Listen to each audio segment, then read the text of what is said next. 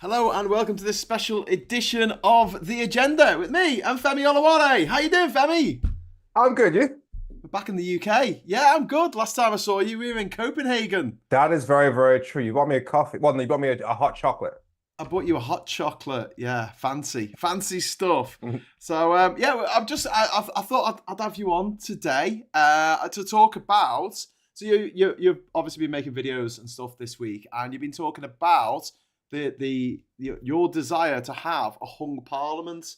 So do you want to Yes. tell us a little bit about your thinking behind this? So my thinking is that the UK is screwed until we get a new voting system.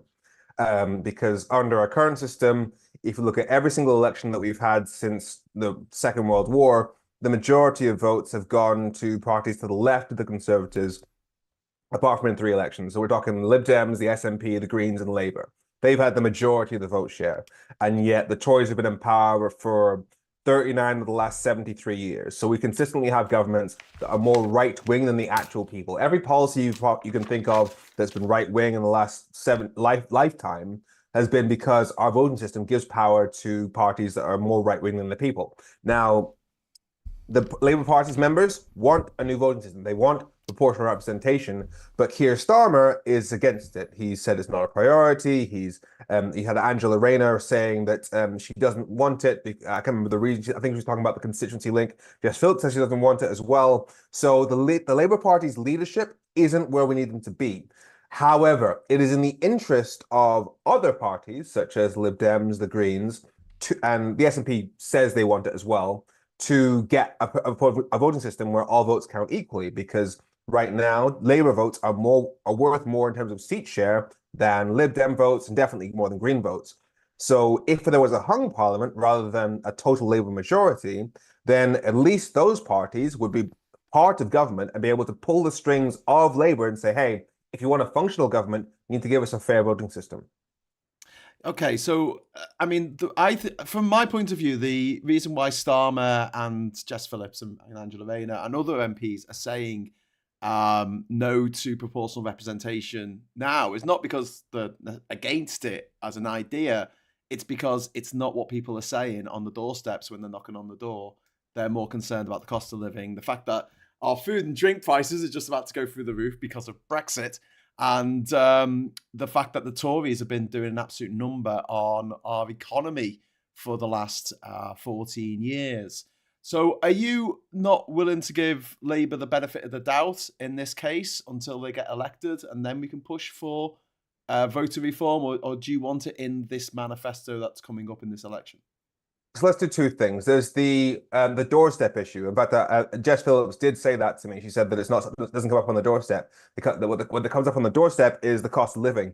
I'm sorry, pretending like the cost of living and the voting system aren't two completely intertwined issues is just nonsense. Because like if you look at the polls show that like the clear majority of the people believe we should be taxing the rich more, we should be redistributing wealth, we should be increasing benefits in line with inflation, all good left-wing policies that would seriously help with the cost of living crisis. Yet we have a voting system that gives power to people that want the exact opposite of that. I think it was 63% of Tory members are against the idea of spending money to redistribute wealth to help people who are poor. Now, that is a clear link. If we had a fair voting system, then you would have parties in power that are in favor of doing things that would help with the cost of living crisis. So to pretend that it's not coming up on the door, it is coming up on the door. They're just saying it in a different way. They're talking about the symptom, not the cause. The cause is the voting system. As for do I trust Labour to just do the right things when they get into power, that opens a whole discussion. The problem is, there's a song which actually comes to mind with this. It's this guy who doesn't want to tell the woman that he's seeing how he feels. And so he often tells her that he doesn't love her as much as he actually does. And so the name of the song is "Trust Me, I Lied."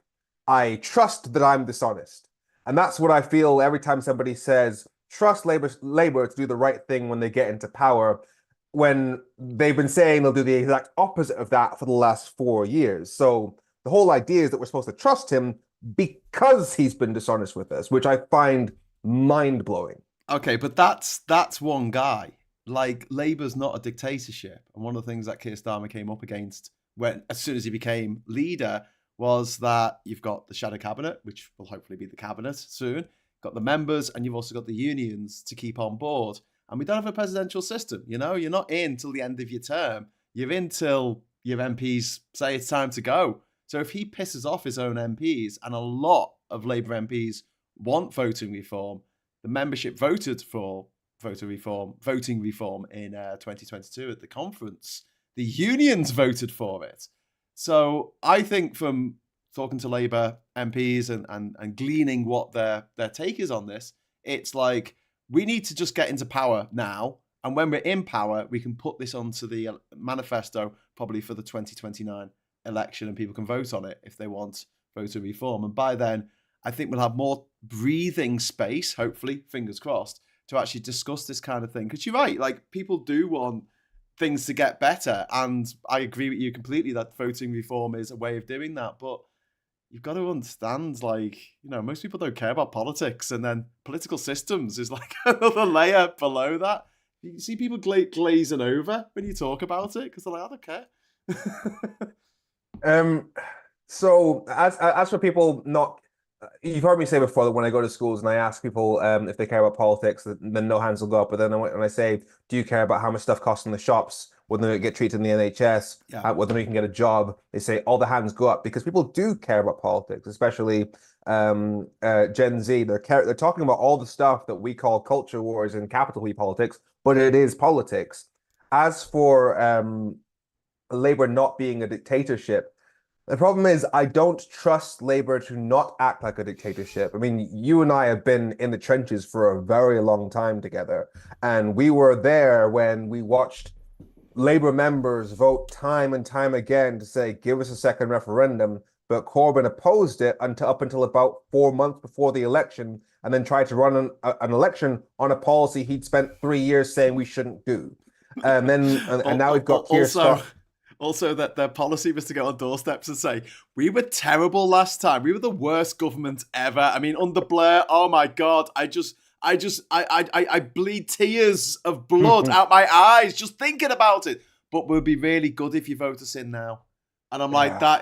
that is. You're trying to make a sequel to a film, and you're like, I know the last one was bloody awful, but can I have some money to make another one? You're like, what kind of pitch is that? Anyway, we're not gonna go back over old territory. But yeah, I think that at the moment, from my point of view, the absolute, I don't know, you've pitted it as sort of there's two camps, isn't there? You can't trust Labour, and Labour must win because we need the Tories destroying. And I'm very much on the Tories destruction side of things because I think after 14 years of what they've done to this country, the performative cruelty, the absolute sadism that they have displayed, they are not worthy of being a political party in the United Kingdom.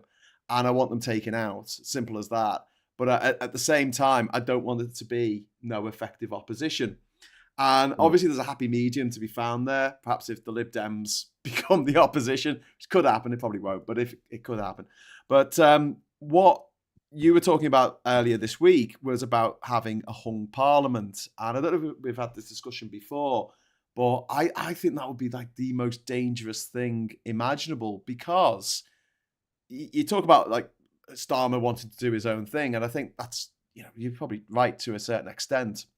But the way that the country is at the moment, we're in a lot of trouble economically. And if Labour don't turn that around in the next few years, they're going to be out on their ear, and the Tories are going to be back with an absolute lunatic in charge because there's going to be Suella Braverman or Kemi Badenoch or someone, and they're going to be backed by Reform and all of those, St. George lunatics.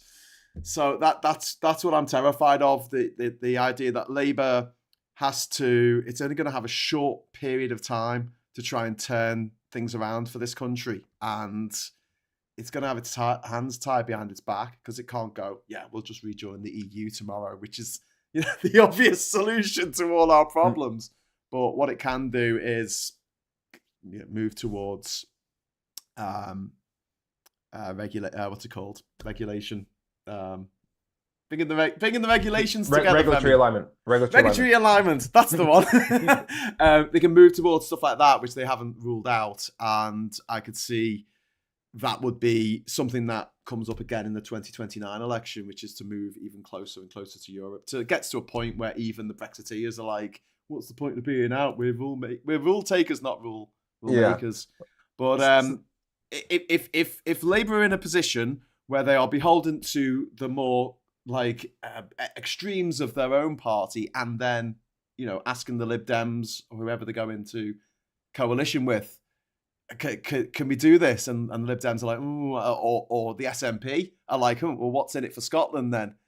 It's going to be bogged down, and we've seen this in America, where the Democrats haven't had a majority in the House of Representatives, and nothing's got done. And now Biden looks crap, and Trump's probably going to win this election because Biden looks so crap because he's not been able to do anything.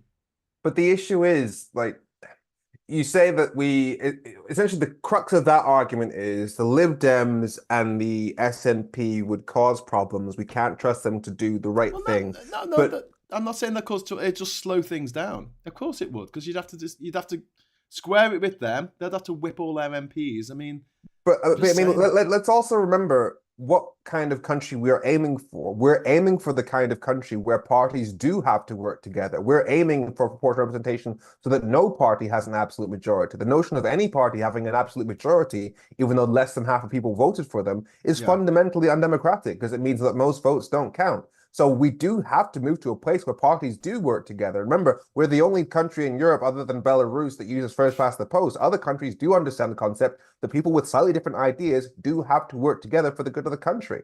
Yeah, I agree with that. But like having that with the system we've got, first past the post, trying to get a coalition in this sort of, I would declare a state of emergency if I was in charge, because of the situation our economy's in.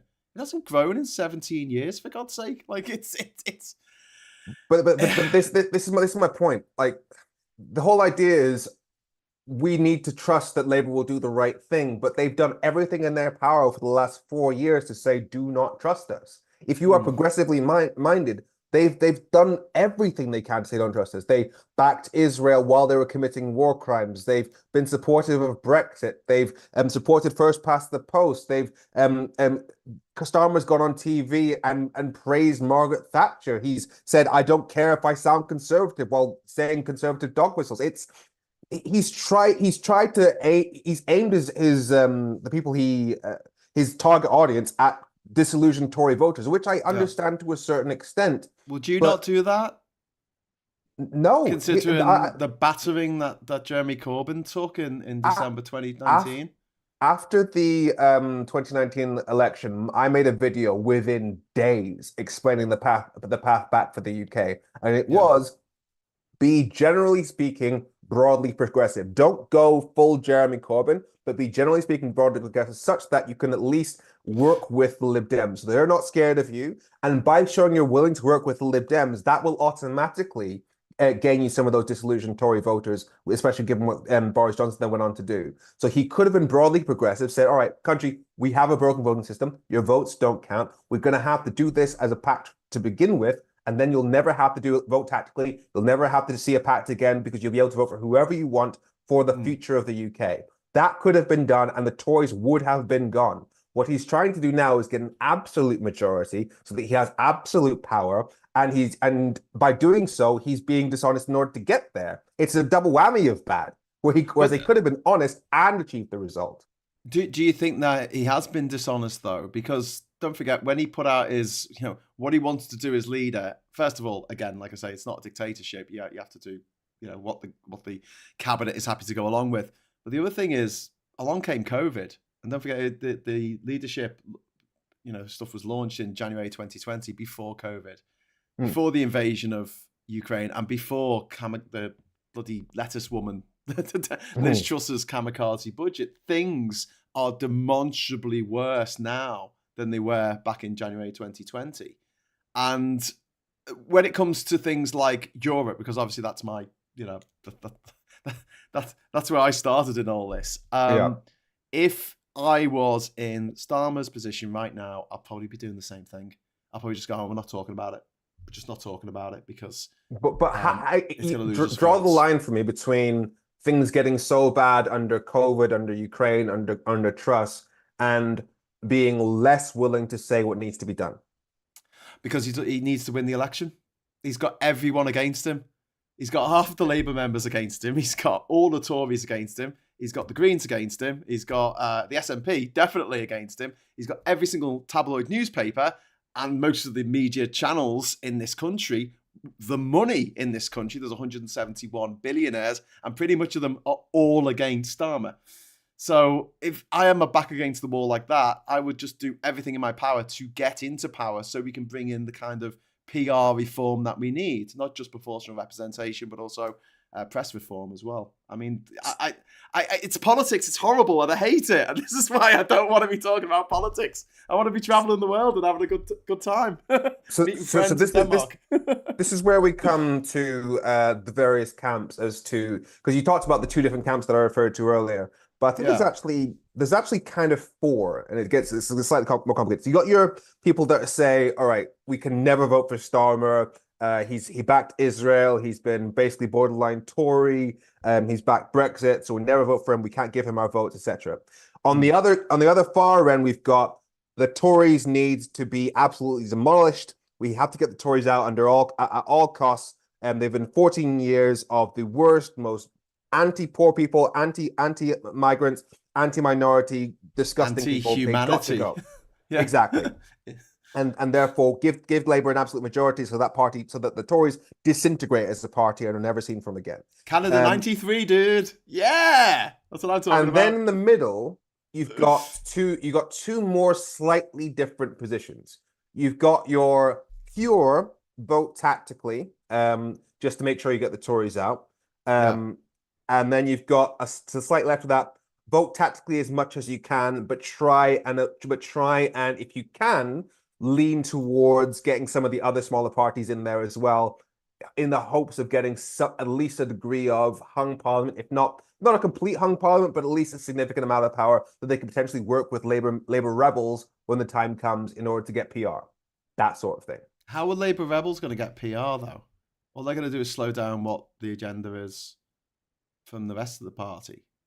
Well, if the agenda, if they are Labour rebels on the issue of PR, then the rest of the party should be stopped. Yeah, but it's not like they're going to make if they don't want PR, they just leave it as it is. Do you know what I mean? Like, there's no way, unless you've got a private members bill, which I don't think they'll allow. If they didn't want it. But I genuinely believe that the majority of Labour want PR because they know it's beneficial to them. You said it yourself. Like, the Tories haven't won a majority in all but 3 of the elections we've had since the war. That's ridiculous. But you also said before that Jess Phillips isn't against PR per se. I don't know actually about Jess, but I know that a lot of other Labour MPs who aren't talking about it right now behind the scenes. Yeah, so this is my point. There are lots of Labour MPs that are pro PR. Clive Lewis is the king on that issue. Yeah. But there are, and I've spoken to them, several Labour MPs that are genuinely against PR. What they'll talk about the most is this thing called the constituency link, whereby under first past the post is one MP per town. Therefore, everybody knows they're one MP that they look for. Whereas under a proportional system, then you have to have slightly larger constituencies in order to split them up based on vote share. And so Jess Phillips was like, I don't want to be the MP of the West Midlands. I want to be the MP of Yardley specifically. And that sort of argument. And so I had to counter her and saying, well, if in every single election, a party with a minority of the vote gets majority control, then that means that most votes have no effect on policy. So most people don't have effective representation.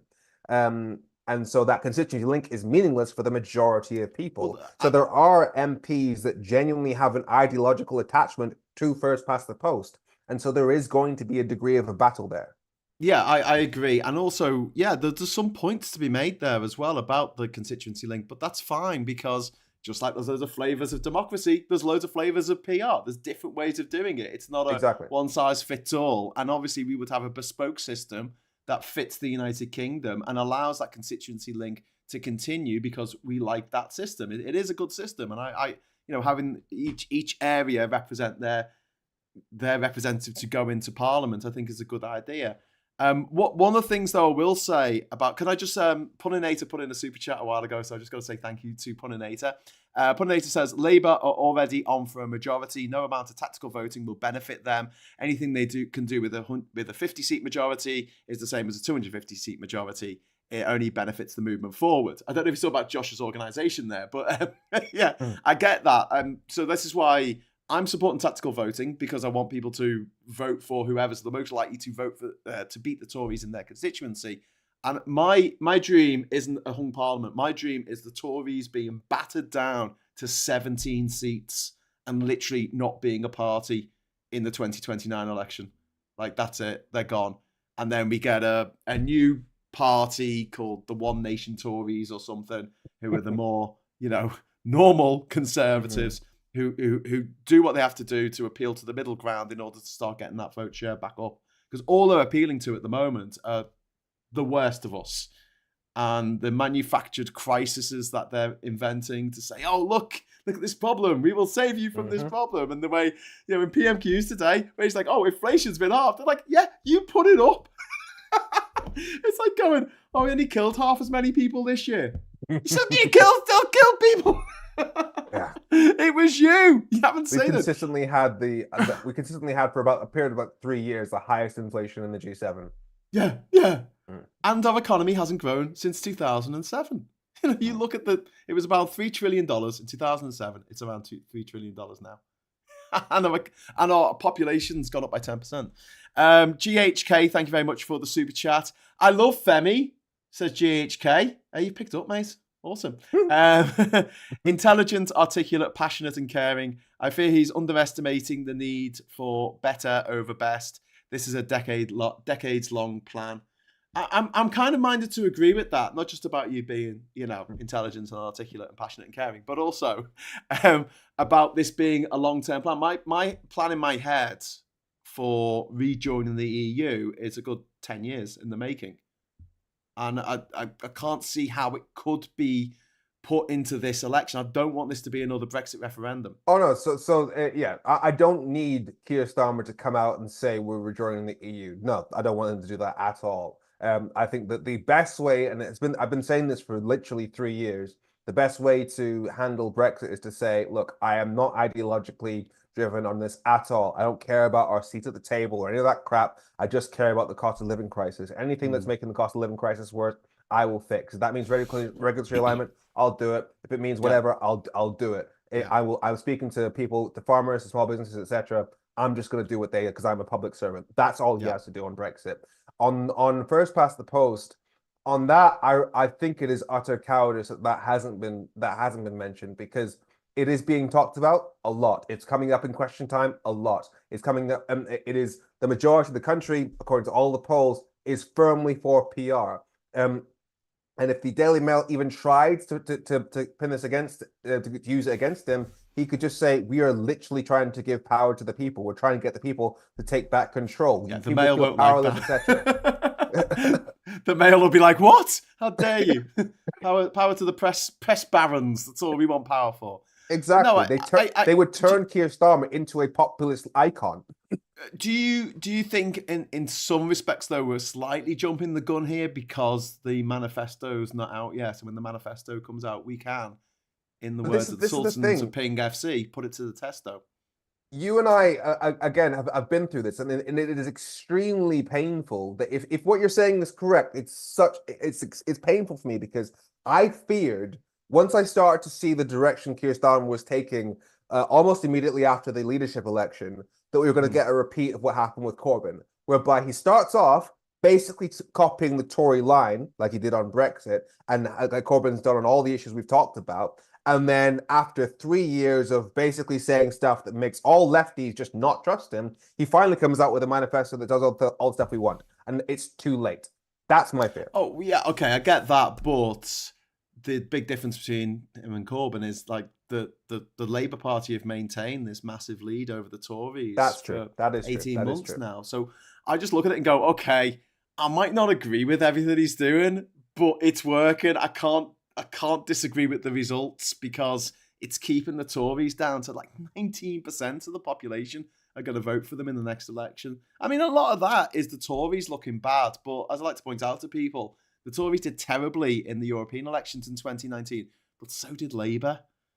So it's not anything to say, oh, well, it's just because the Tories are bad, that's why they're all going for Labour. You know, the way I see it at the moment with Starmer is he is petrified. I mean, he looks like a rabbit in headlights at the best of times, but I think he's petrified of this huge force of generally older, not all boomers, hashtag not all boomers, but generally older voters who have voted Tory all their life being scared into voting for the Tories. And I think there were a lot of people in 2019 who didn't vote for the Tory party, but their heart, they voted out of fear. They voted because they were scared of what a Corbyn government might look like. Even though, you know, the manifesto was pretty reasonable. There was nothing in there about, you know, chopping off the Queen's head or nothing. It was fine. I've spoken to a bunch of people who were scared, who just swallowed all the scare stories about Venezuela. I know.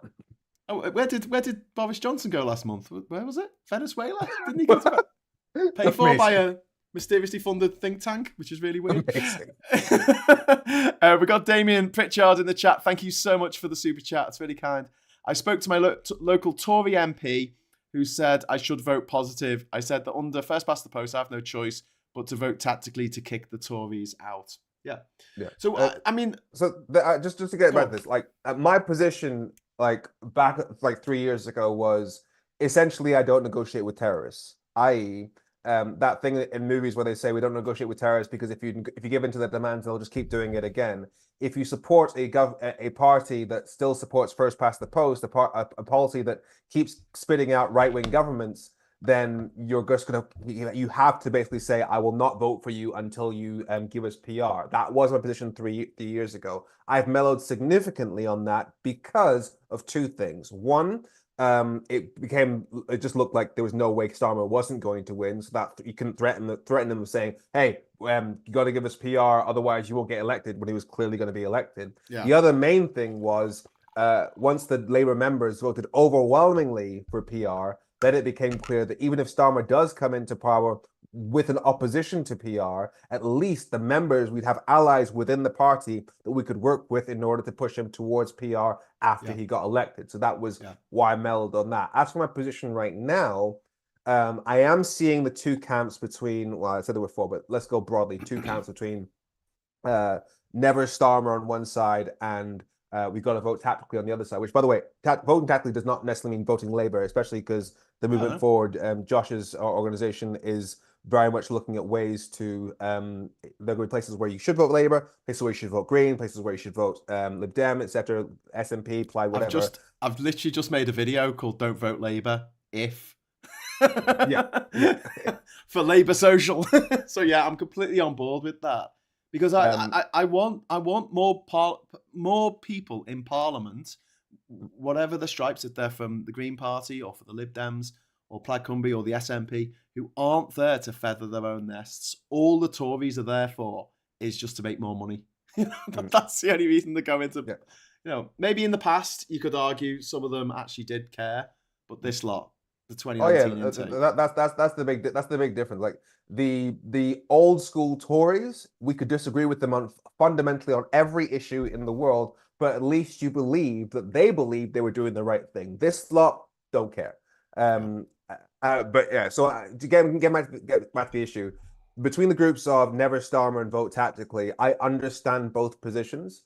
I understand that if you've seen a genocide happening and you've seen Keir Starmer essentially back it, you might feel that you cannot bring yourself to vote Labour, and I get that. I can also see that if you've watched the Tories ruin millions of lives for 15 years, you cannot bring yourself to do anything other than vote tactically to destroy them. I understand those two positions. They're entirely valid. So, which is why my view is I'm not going to get involved in trying to defeat one side or the other. I'm just going to explain, all right, both sides are valid. The main thing is that those two groups are able to work together after the election to push Starmer to make sure he does the right thing. That's my priority. But I mean, why would... I think there's degrees to which... I mean, like, one of the things I do like about Starmer is he hasn't got a cult. he's not like Trump or even Corbyn or what's his name, Johnson, where people are like, oh, I just want to hang out with him. I just want to be his friend. I just want to go down the pub with him. Do you know what I mean? Like he doesn't come across as someone that you want to invite out when you're having a party. Oh my God, we're having a party! Quick, Okay. get Keith in. He'll bring the beers and the cubby, obviously. That might make you like the idea of Starmer, but not being somebody you want to hang out with isn't really a positive for him. No. I mean, I like that because I want politics to be sensible again. I'm fed up of it being bloody world Cult of personality. I get that. Wrestling Federation or Enterprise or whatever it's called these days. I'm showing me age there, aren't I? World Wildlife Fund Wrestling. I'm sick of it being like this joke to people. Like entertainment. It's just entertainment now and content, and it shouldn't be. It should be they're making decisions that impact people's lives, and we're in a situation now where there's over 14 million people living in poverty. We've got 1 in 4 children living in poverty thanks to the Tories. We've got millions of people using food banks every week. There were no food banks in 2010. There were hardly any food banks in the country, and now there's thousands of them. In 2010, the NHS was the envy of the world. It was voted the best health system in the world in 2020. 2010. In 2010. And then in the last 14 years, the Tories have just taken a wrecking ball to it. And now they're salting the earth, putting in policies. And the reason why they rushed through these trade deals that we've got with Australia isn't because they were just desperate to do some trade with Australia or India or New Zealand or anywhere. They did it because they want to salt the earth for anyone coming after them so they can't reverse Brexit without paying massive amounts of compensation out to these countries on the other side of the planet that don't really care whether we trade with them or not because they're on the other side of the planet. So I'm just, I don't know. I feel like this isn't the time to be going off on one about PR or about Europe, the EU. I feel like this is the time to sit down, get the grown-ups in charge. And don't forget, Labour are always going to be more accessible to people like you and me than the Tories ever were or are. And they're also going to be held to a higher standard than the Tories and held to account way more than the Tories are. I mean, poor old Angela Rayner can't even, buy a house or sell a house 15 years ago without getting into trouble for it. Meanwhile, the Tories are literally killing people. Yeah. So I'm not feeling like, it's Labour are going to get in. It's going to be just more of the same. I do think we're going to see a change. We saw that in 97. Which is why my thing is I'm not so interested in the fight between the Never Starmer and the Vote Tactically right now. The issue is we have to go into that new administration with the understanding that lots of people do not trust him, and we all need to be fighting to make sure he goes the right direction. And PR should be treated as a priority because there's always going to be another crisis. Every time a new government comes in, there's going to be another crisis. But the reason we keep getting into these crises is because our voting system keeps giving power to parties on the right, even though the country votes to the left. Yeah. If we don't solve the root problem, we're just that little boy sticking his finger in the hole in the dam and the water's still pouring. But the Tories are never going to get rid of first past the post. So if we're going on a journey here, the first step of that journey is Labour getting in. I don't disagree. I don't disagree. But my issue is whatever happens between now and the election will happen. There will be people fighting between Never Starmer and Vote Tactically. Sure. After the election, that is my priority because that's when everybody's going to show their true colors. People that are actually genuinely happy with Keir Starmer's Tory light, blah, blah, blah. If he does that, will be shown to be actually actual Tories. However, if he does that and people, sorry, how do I phrase this? After the election, both sides need to actually pressure him. That's the issue I'm talking about. What happened before isn't as important. After the election is important. I'm going to come to a super chat in a moment, but before I do, don't you think it's better to be inside the tent pissing out than outside the tent pissing in? Because why are they going to listen to people who say, I didn't vote for you because I hate you. Now do what I say. Rather than we voted for you because we thought you were going to bring change, and you're letting us down here by not bringing in change. I mean, honestly, if I was genuinely in Keir Starmer's position, having, as you said, you do something similar, having essentially lied for the last 4 years, saying that they support Brexit, we've got to make Brexit work, and all that sort of stuff. The people that didn't vote for me, I'd have more respect for if they then said, "We want you to do the right thing now." People that did, you believe me when I was lying to you? Well, I'd rather that he set his record out now rather than when they're in power and turn around and go, I'd rather they were realistic and said, look, we're not going to be able to afford to spend 28 billion on, the green revolution in this country, but we are going to try and, do as much as we can. I'd rather they say that now than lie to us and say, I'm going to spend this much on net zero by 2030. La, la, la, la. We're going to bring in HS2. We're going to do this. We're going to build a bridge, a garden bridge, a glorious garden bridge all the way from Scotland to Ireland.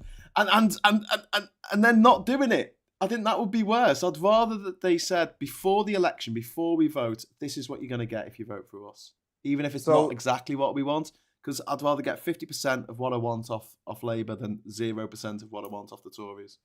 So in terms of stuff that they could promise beforehand, but then they can't afford it, or they go back on like spending, that sort of stuff, that I can sort of understand more, because that's a case of making sure that you're balancing the books, etc. But with stuff like, I don't know, let's say stuff that's on the ideological of what sort of country are we? Like in issues of Brexit, are we a democratic country? Are we a country that supports war crimes? That sort of stuff. That sort of stuff they could say now, and it wouldn't be a case of we got into them, we just couldn't afford it. We couldn't afford to reverse Brexit. Brexit, I think that if Starmer, this is why I say that I would do the same thing that Starmer's doing when it comes to Brexit. If he says, if we get in, we're going to do away with this stupid Brexit thing. Oh my God. No, I'm not saying that. I'm not saying that. I know, but I'm saying if he did say that, then the newspapers would crucify him. The problem is that's the problem with this argument. Every time somebody says Starmer is doing the wrong thing on Brexit, the answer is, oh, but he can't like go against the wishes of the British people. He can't like say, oh, to hell with Brexit, because the Daily Mail will crucify him. No, I've never said that. I've only ever said just call out the specific things that are hurting people. That's all you have to do. And don't lie about saying you'll make Brexit work. Because that just are you just bothered about that line because there is no way of making Brexit work and it's an oxymoron? Yeah. Fair enough. That's the line that they've taken, though, because they want to shut they don't want anyone bringing it up, because they don't want to make this a rerun of the Brexit referendum, because that would scare the people who voted for Brexit, who are probably a bit embarrassed about it now, but it's the one time in their entire life they put an X in a box and it actually changed things. Catastrophically, but it did change things. So, and if you take that away from them, Femi, that's like stealing their firstborn. That's like, the thing that they care about more than anything else. A couple of years ago, I realized that the people that were saying we need to get rid of Starmer, actually get rid of him as leader.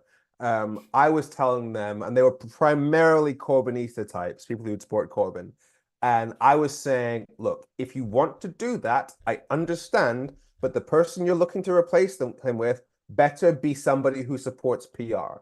You need to have a clear plan that shows me this isn't just about getting your way, it's about actually fixing the country.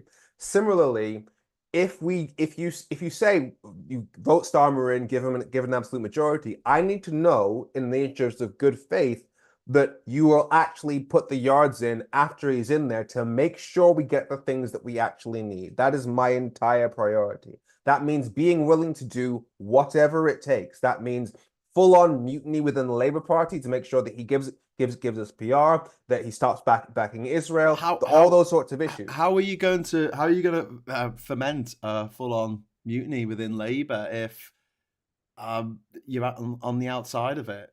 So my thinking is, get in with them, make sure I'm a member, make sure I have representation, and talk to Labour MPs. I'll chat with my local Labour MP here in Durham, and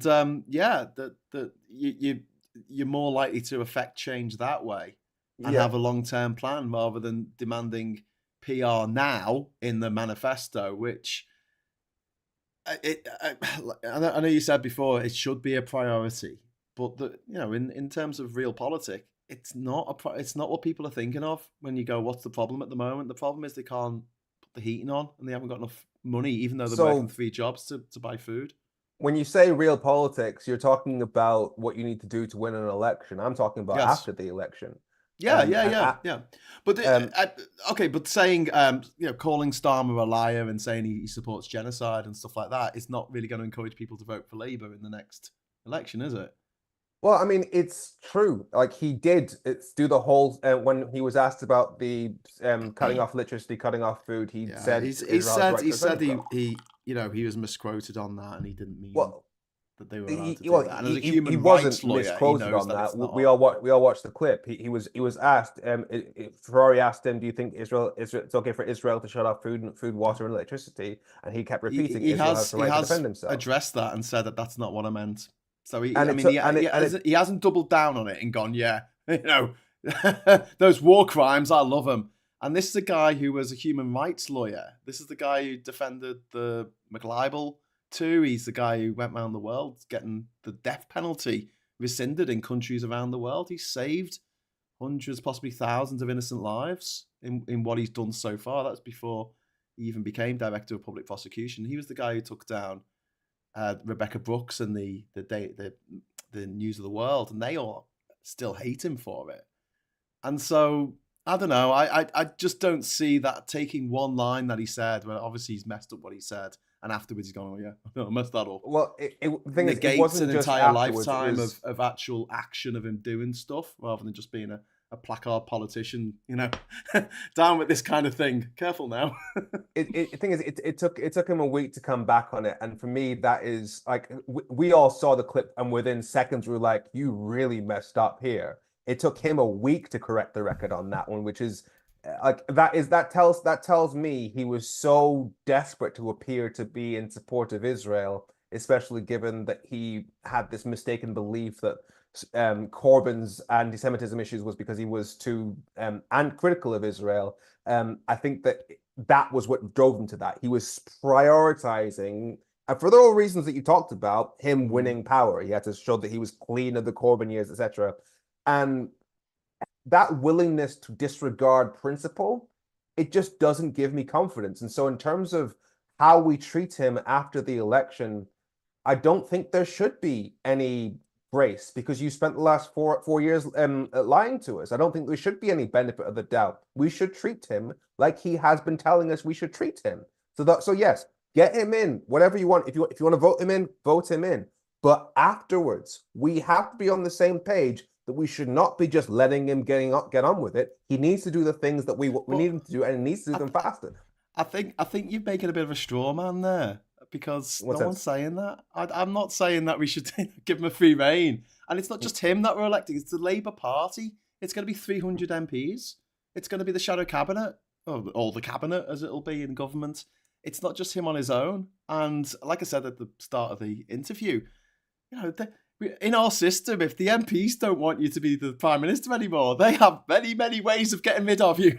As we saw with Liz Truss and the bloody letters. But before we go on, I've got some super chats, which I have to come back to. We've got, I've done that one. We've got Cathal.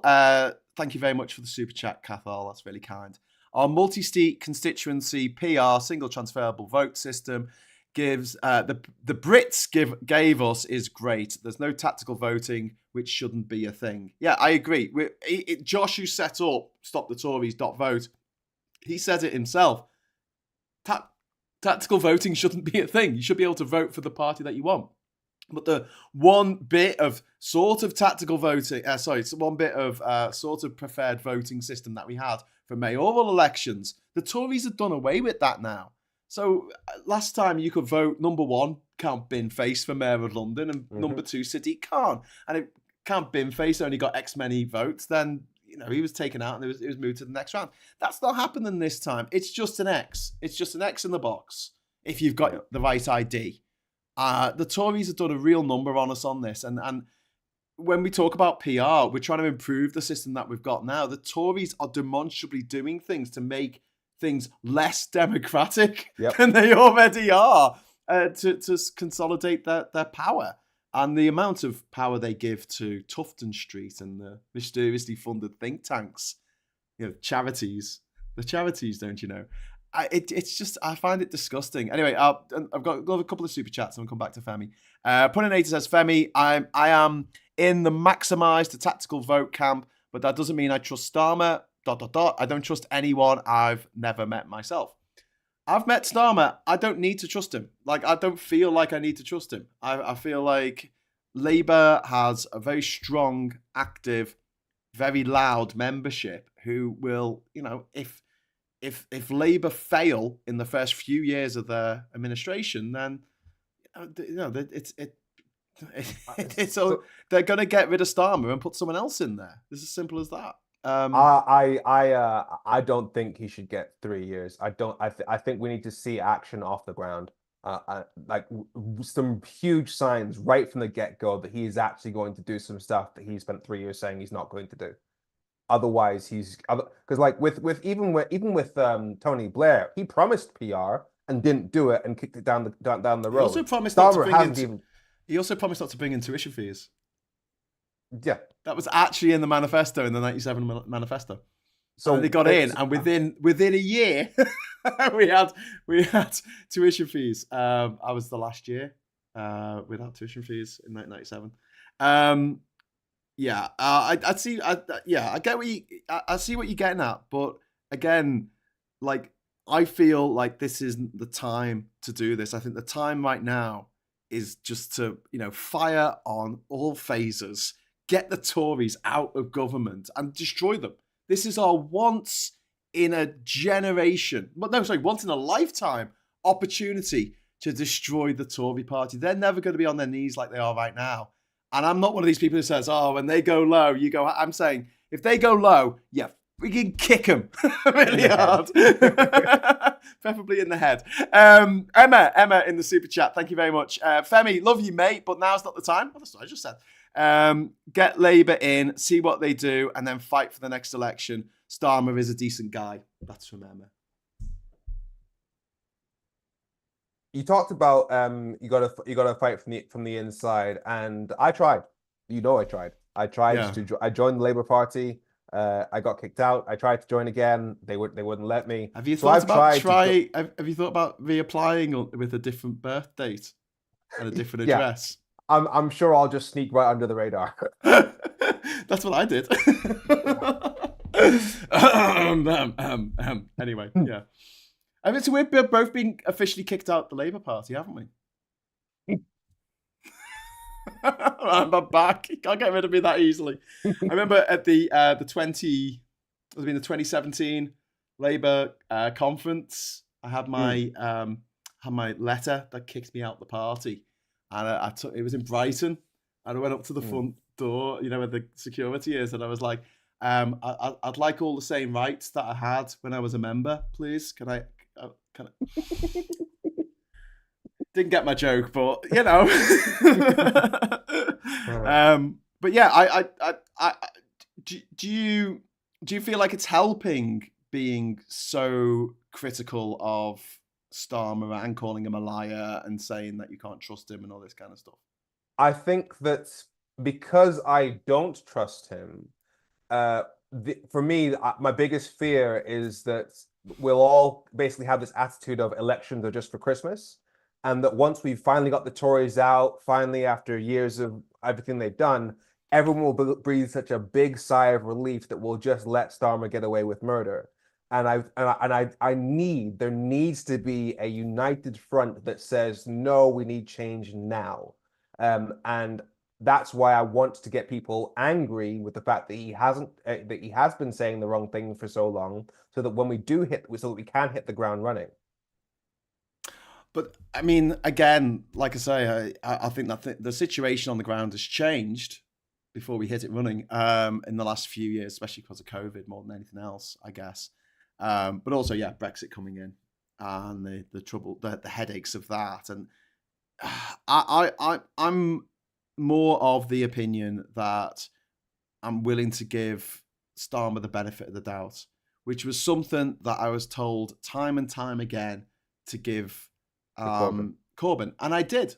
I gave Corbyn the benefit of the doubt right up to the point where he did a free line whip to activate Article 50 without any amendments or provisos or anything to protect British citizens living in the EU and EU citizens living here. He jumped into the dark, holding hands with Theresa May into a chasm and pulled the rest of the UK in with him. And I was like, you didn't need to do that. It was the opposition. There was no need for that free line whip at all, except as a big F you to people like you and me who were like, hang on, this is going to be awful. Mm-hmm. And we were told to give Corbyn the bet. I had people in my ear saying, just go softly with Corbyn. Don't piss him off too much. Give him the benefit of the doubt. He's got a plan. He'll come around in the end. And in the end, he came around way too slowly. And that's very much where I'm at with this. I need people fired up. I need people within the Labour Party, outside the Labour Party. I want there to be. You heard me say this before. I want it to be the case that Keir Starmer can't get through a single interview as Prime Minister without somebody saying, so Starmer, why do you believe the majority of British votes shouldn't count? I want that question on a regular basis. I don't Do you want think to that's going to happen though, realistically? Again, is it really like what people are going to be? Oh my God, you didn't ask a question about PR. Like it feels to me like a politics thing, like us, politics wonks like ourselves. That topic is growing. We're seeing it on Question Time, if not every week, every other week. It is growing. Yeah, but even so, I mean, I see that as something down the line. I don't see it as something that we need necessarily to demand of Labour to put into the manifesto this time. Although there's a part of me that just thinks they're going to win this election anyway. I'd go mad. I'd put loads of stuff in there. I'd just put anything I wanted in the manifesto because we're going to win. But I've also got in the back of my mind that, if Murdoch, the 100-year-old person who's born 1,000 miles away, who decides what everyone in this country thinks for some reason, if he decides to go after Starmer, I mean, they might have dirt on the whole Labour front bench that we don't know about. That they're just holding on to. That is a fear that I've had, because I'm well aware that as you said, they might have dirt. They might be waiting to pull up some scandal on him, some new curry that he went to, or some stuff like that. But also that the argument of like Owen Jones was making the argument that it's safe to not vote Labour because the Tories are never going to win. The more people he convinces that that's the case, the less true that becomes. Are you? So you're not going down that route? Would you tell people to vote for Labour in a constituency where they will beat the Tories if everyone votes for them? Sorry, would I tell people to vote for Labour in a constituency where Labour is the only option to beat the Tories? Yes. Probably. Probably. I wouldn't ram it down their throats. But my issue is that I will just make sure that everybody is aware of what the tactical voting choice should be. But I cannot bring myself to say you must vote Labour if people have got such strong views on what Starmer has done in the last 3 years. Do you think that there could be anyone in the Labour Party who could be sort of whiter than white and be able to, basically navigate this minefield into power in this environment, in this social media and press-driven world where literally everyone who's in the Tory party either used to work for a newspaper or is going to work for a newspaper? This revolving door that we have at the media. We've got Ofcom telling GBBs off 12 times with absolutely no sanctions whatsoever, except you're a very naughty boy. I mean, this environment that we're in, who in Labour do you think would do a better job than what Starmer's done, especially given the 20-point lead in the polls? So in terms of navigating the not stepping on any landmines that might set off the Daily Mail, who I think is better? Well, on the issue of voting reform, Clive Lewis is obviously the champion there. But as for just the idea that it's such a hard thing, give them the benefit of the doubt that they're doing their best, you and I have been in this long enough to just have ample reason to not trust a single one of these people. Like, if you look at the fact that they even voted for the referendum, as you said, The fact that they could have been loud about where the Tories were going to take us with Brexit Well, some of from them day were. one, and Some of they them joined us on some of us joined us on the bollocks to Brexit bus, or on the on the stages at the rallies and the marches. They were saying this is wrong, but they just didn't have the leadership behind them. some of them did, yes, but enough of them. And in the cabinet, Angela Rayner wasn't with us. Starmer No. joined around about January 2019, but that's still years after he should have done. I was Yeah. begging him to. The first time I met him was in 2018. I think it was April in UCL, and he'd actually heard of me at that point, which shocked me. But he was. I tried to argue with him that, look, you're supporting a version of Brexit that Brexit voters do not want. They don't want a soft Brexit because that means following the rules of the EU, but without having a say, and they want to take back control. That means less control, and you're going to make people still poorer still. And his position was, look, we're just trying to get a compromise. That's a compromise. So he was taking the party line. He could have been loud from day one. He chose not to be. And this applies to so many of them. But So would he have got so far in the party if he had been loud about it? I mean, he could have lost the whip. It was a three-line whip. It's only because Corbyn was quite a weak leader that he didn't actually sack the MPs who abstained or voted against it. Yeah, this is the thing. I don't have any sympathy for that argument. You are in that privileged position that no other people in the country get to be in. You don't get to do the wrong thing to protect your job. If you're not going to do the right thing in that job, somebody else will. But that's politics, isn't it? Who's got to do the right thing? People thought that Corbyn did the right thing, but I don't think he did. I think he did entirely the wrong thing and then changed his mind at the last minute when it was way too late. And now we get the blame as Remainers. Oh, it's only because Corbyn changed his mind on Europe. That's why he lost the election. I'm like, he lost the election because he was the most unpopular leader of a political movement in the world at the time. That's why he lost the election. And if he had had a look at the Best for Britain polling that was done in the summer of 2019, he would have seen it and gone, oh crap, Tories are going to win a bloody landslide here. Which they did, unfortunately. Damien, thank you very much for the super chat. Hang on, where's the super chat button? There it is. What will the Tory press say when Labour extend the vote to 16-year-olds? Which I'm looking forward to. I'm also looking forward to reform of the House of Lords. Starmer wanted to get rid of the House of Lords, but it doesn't look like that's going to be possible. But what the Tories have done is an absolute, again, a number on our democratic processes, but also on our undemocratic processes, because by putting 29-year-olds nobodies in the House of Lords, it's completely undermined it as a sensible upper chamber for part of our legislature. I mean, he put the son of a KGB agent in there, and Ian Botham, who's only famous for once accidentally tweeting a picture of his own cock. That happened. Anyway. So I responded to the super chat about what's the super chat I think again? Which one? The one that I just said. What will the Tory press say when Labour extend the vote to 16-year-olds? Yeah, so the Tories aren't even being when I say Tories, Conservatives at large are not being subtle about this. They have said that things like PR, things like extending the vote to 16-year-olds will be the end of the Conservative Party. Like you had what was his name? That Lord Paul. Oh, come on! No, I've lost it. But there was a Tory lord that was saying majority conservative governments would be a thing of the past if Labour did this. You had Dominic Raab saying that if Labour gets into power, they'll give us one referendum on Scottish independence and another referendum on electoral reform. That threat is real, and we will face it at the next election. So they're scared of PR. You had even Andrew Neil saying that proportional representation would end the Conservative Party. It's hilarious how much they just widely admitting that if you give people fair votes across all adult ages, then the Tories are finished. Yes, which sounds great to me.